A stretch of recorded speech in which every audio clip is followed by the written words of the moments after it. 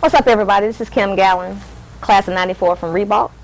Right now, you're looking at Sports or Die. Well, my thing is, as far as what I tell parents, every kid is not going to be a superstar. Okay.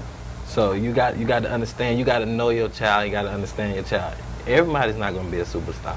And if you want your kid to go to that next level or be at a next level other than other kids, I think you should invest time and money into your kids. Okay. Because if you invest time and money, you'll see results. Just like Serena Williams, you say their parents came up, the twins, they came up teaching them. Most important thing is it's about the kids. And do not let the parents and the money and all the other stuff overshadow what it's really about. It's about the kids. You're a coach, and I've coached as well, and you train. So you can probably tell and see a kid that you know that got it. Right. Yeah. Everybody know you've had that one kid on your team, you was like, okay, he can go someplace. Right. How do you possibly encourage a parent to push him probably a little harder and invest that money into training? For example, I grew up in the neighborhood with Lavernius Coles.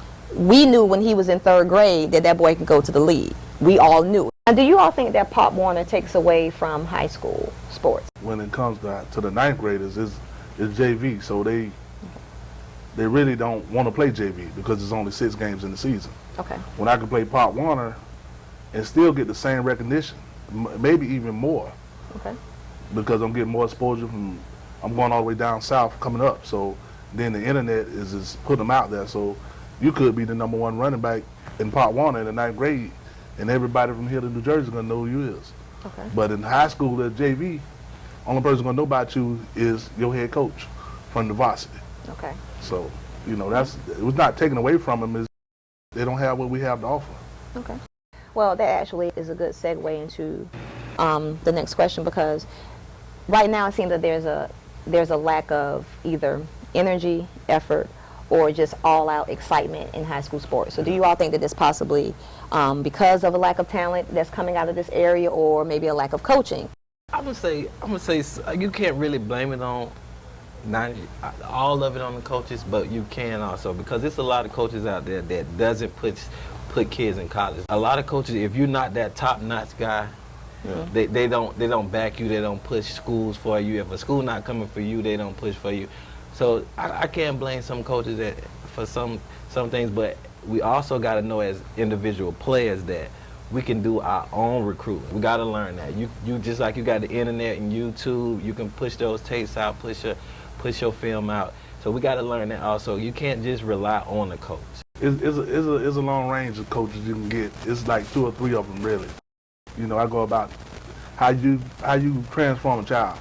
Okay. You know what I'm saying? This child might not have much talent as another child, but can you make this child compete with this child that has all the talent in the world? Right. And Corker Rogers does it. I'm not saying it because, you know, I know we're going to say he gets the best of the crop, but he doesn't. And that's Coach from Bowles, correct? Coach from Bowles. Okay. And then, you know, he was at Lee with Edgar Bennett. He knows how to use people in certain situations. But one thing I can say about Coach Coffey, he got with it. He pushed you to the limit. I like Coach Coffey. I mean, it was guys who just respected him as a man. As far as just forget the coaching thing, he was a lot of kids' father, and I like that about him. He also taught you about life. It's things that he taught us that you're gonna take with you forever. You know what I'm saying? Just even aside from the football thing, but he just had that demeanor about him that you had to respect him, and he let you know you're either gonna respect him or you're not gonna play. Let's talk a little NFL right now. We are in Jacksonville, so that's the home of the Jaguars. So just give me your take on how you feel about the Maurice Jones-Drew situation and him holding out for a new contract. I think Jones-Drew is really, you know, he has outshined his contract, but at the same time, he had 2 years ago to set himself up, you know, with incentives and everything inside his contract. He got to go ahead and play his contract out at least 1 more year. Okay. Last year he was the leading rusher though. Yeah, 1 year. Last year was the leading rusher. You got to think about a running back life expectancy in the NFL is about 5 years. If you don't get that 10, that's old school. No, that's new. Right, 10 years a running back don't last 10 years no more. If you don't get that second contract, like right now he on top. He was the leading rusher. He got to get it right now while he can. He got 2 more years left on his contract, but if he don't get that right now, say next year he be a bust or he get hurt, he out of here. You got to get that money while you can. That's why he should have got it 2 years ago. And that would probably be my argument as well, is you have to make sure that you handle your business. And I'm all about people getting what they're worth. At the same time, from my understanding is that they renegotiated not too long ago. That would have been a prime opportunity for him to say, you know, this is what I've done so far. This is what I'm going to project that I do. Yep. And this is what I want based on my numbers, my rushing, and all of these things. And now we have a new owner where this man, he loves the sport, he loves the game, but this man is not a billionaire for no reason. Right. This man knows business. So I think at the end of the day, that will hopefully be a lesson to him and anybody else in professional sports, that you have to make sure that your business is right. What's the best team in Duval? High school and also Pop Warner. If you have any opinion on that. I'll say as of this moment, First Coast, high school.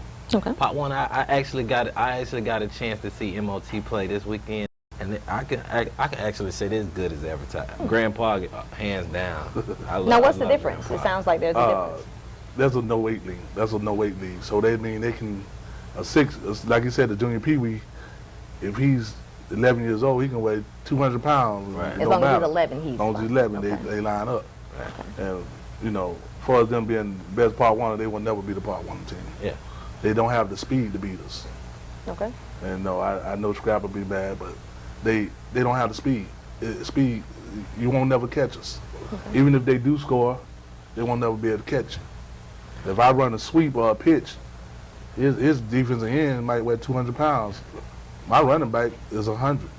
Okay. Running like a 5'1" or 5'2" at 10, 11 years old, he's not going to catch him. Okay.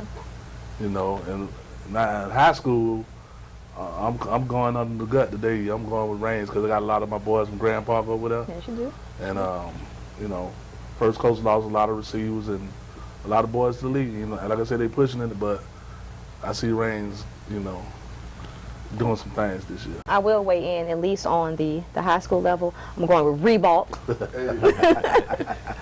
Class of 94, every year, hands down, I'm going with Reebok. But once again, I just want to thank you all for tuning in and listening to Sports or Die.